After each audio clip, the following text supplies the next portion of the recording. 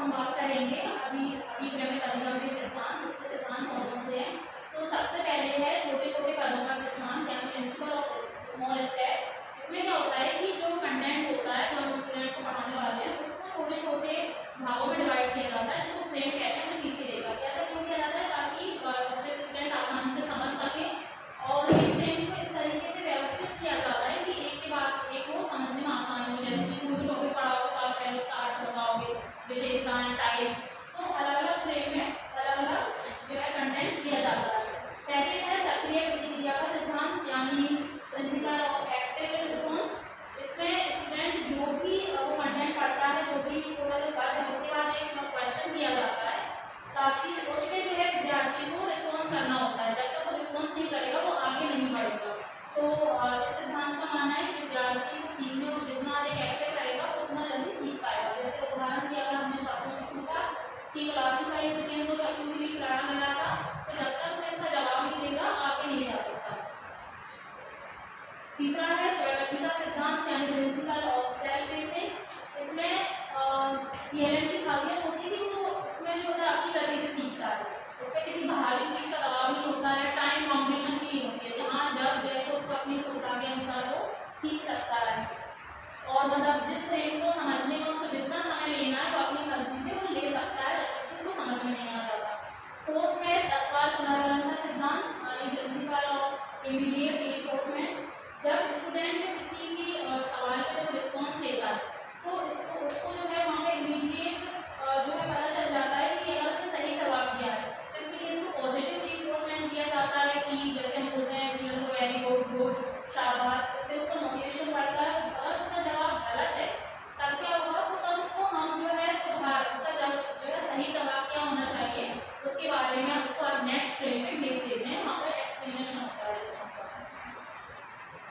Fourth principal है स्वयं मूल्यांकन का सिद्धांत यानी प्रिंसिपल ऑफ सेल्फ इवैल्यूएशन। इसमें हम स्टूडेंट्स को क्विज या जो अभ्यास प्रश्न है या फिर अन्य गतिविधि के माध्यम से वो क्या करता है, स्टूडेंट खुद अपनी उसने कितनी तरक्की की है इसका पता खुद पता चल जाता है, क्योंकि जब वो क्वेश्चन पे जो है रिस्पॉन्स करेगा उसको पता रहेगा उसने कितने सही किए कितने गलत किए, उसको कहाँ पे सुधार की जरूरत है।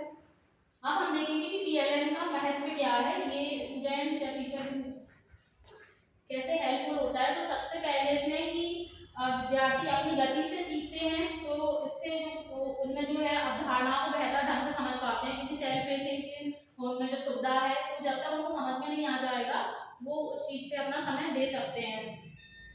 सेकंड है सक्रिय भागीदारी, क्योंकि इसकी खासियत ही यही है कि विद्यार्थी जब तक किसी भी क्वेश्चन या जो फ्रेम के बात पर अपनी रिस्पॉन्स नहीं देगा वो आगे नहीं बढ़ेगा। तो इससे क्या होता है, स्टूडेंट एक्टिव रहता है। क्लासेस में हमने देखा कि स्टूडेंट निष्क्रिय रूप से सुनते रहते हैं टीचर बोल रहा है, लेकिन इसमें ऐसा नहीं होगा। इसमें क्या होगा कि उसको अपना रिस्पॉन्स देना ही पड़ेगा उस पर, तो इसमें स्टूडेंट एक्टिव रह के सीखते हैं।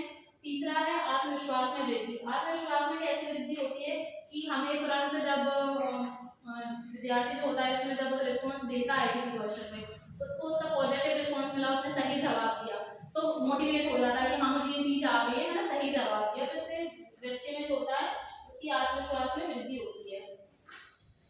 त्रुटियों से सीखना, क्योंकि तुरंत रिस्पॉन्स के बाद स्टूडेंट को पता चल जाएगा कि उसकी गलती कहाँ हुई है, तो इससे वो सीख सकता है। और उसमें जब वो गलत जवाब देता है तो उसका सही जवाब भी उसको तुरंत बताया जाता है एक्सप्लेनेशन के थ्रू, तो वो अपनी त्रुटियों से सीख सकता है। फिर स्वजागरूकता में वृद्धि, क्योंकि इसमें विद्यार्थी सेल्फ इवैल्यूएट भी खुद करता है, सेल्फ इवैल्यूएशन करता है, तो इससे वो जागरूक हो पाता है कि उसका कौन सा पक्ष जो है कमजोर है और उस पर ध्यान देने की आवश्यकता है, कौन सा पक्ष जो है उसका जो है मजबूत है। तो इससे उसमें जो है खुद सेल्फ अवेयरनेस आती है उसमें। नेक्स्ट है विषय वस्तु पर महारत हासिल करना। इसमें हम कंटेंट को छोटे छोटे फ्रेम में छोटे छोटे पद में डिवाइड कर रहे हैं।